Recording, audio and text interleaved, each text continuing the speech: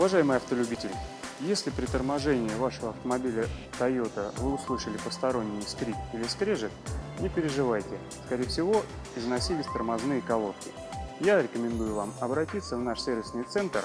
Мы проведем необходимую диагностику тормозной системы, по результату которой выполним замену передних или задних тормозных колодок, обслуживание передних или задних тормозных механизмов, обслуживание стояночной тормозной системы.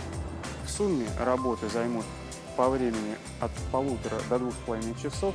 Стоимость работ в зависимости от модели вашего автомобиля может составить от 4,5 до 7 тысяч рублей. Ваш личный сервисный консультант Toyota Центр Левобережный Павел Балагуров.